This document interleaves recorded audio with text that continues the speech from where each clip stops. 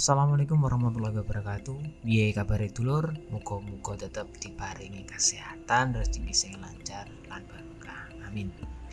Di video barusan ada seorang guru menampar muridnya menggunakan buku dikarenakan merokok di sekolah atau di kelas. Dari kejadian di atas, banyak sudut pandang yang bisa kita ambil. Contoh, mungkin di sekolah tersebut memang ada peraturan yang tidak membolehkan siswa merokok di sekolah. Jadi sah-sah saja guru tersebut menampar muridnya yang ketahuan merokok tersebut.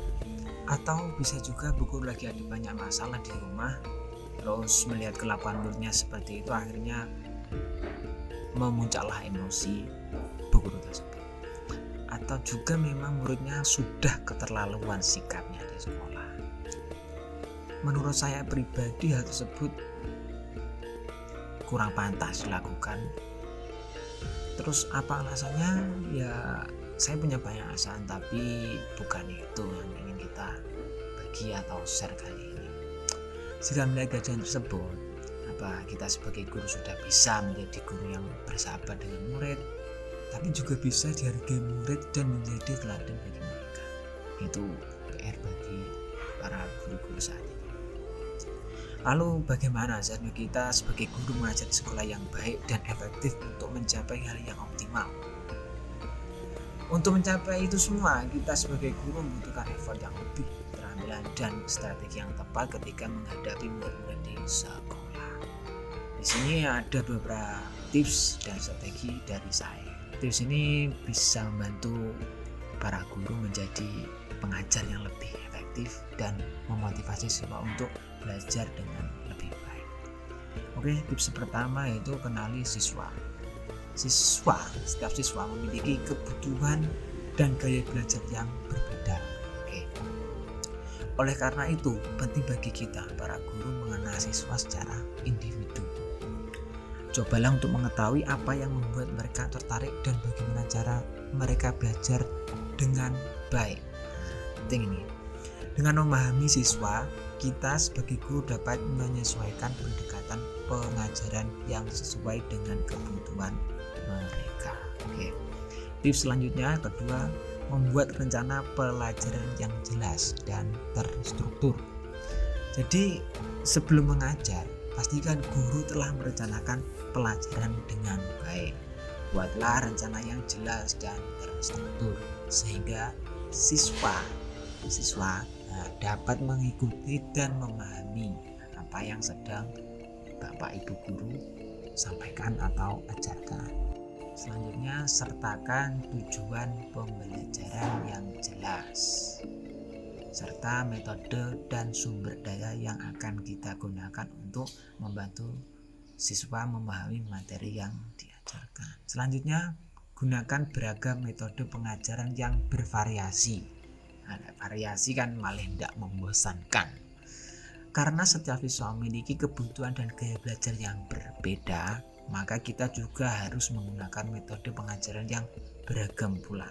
Misalnya kita bisa menggunakan gambar, video, atau presentasi.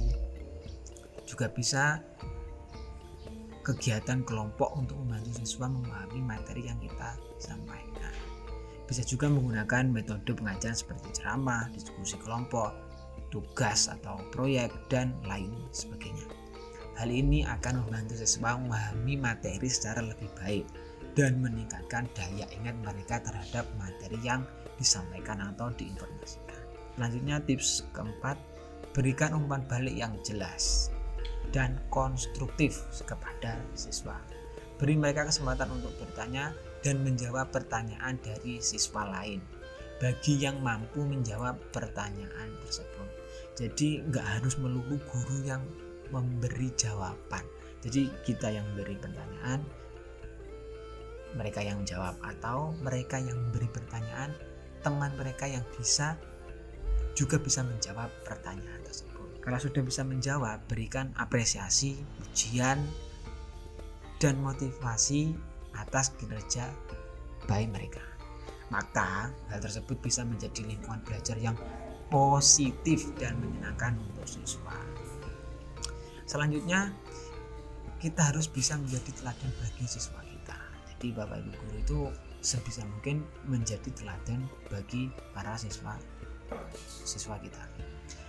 Tunjukkan bahwa kita itu peduli dan memprioritaskan pembelajaran mereka, dan berikan pelajaran nilai-nilai moral dan etika yang baik agar siswa dapat mengambil contoh dari hal tersebut. Oke. Yang terakhir, evaluasi secara berkala, yaitu untuk membantu kita mengetahui apakah siswa telah memahami materi dan menyerap informasi dengan baik atau masih membutuhkan penjelasan tambahan. Jadi evaluasi ini tidak harus secara tertulis, nggak melulu harus ulangan harian tertulis, nggak seperti itu. Jadi langsung berikan pertanyaan secara lisan kepada siswa sebelum mengakhiri pembelajaran contohnya.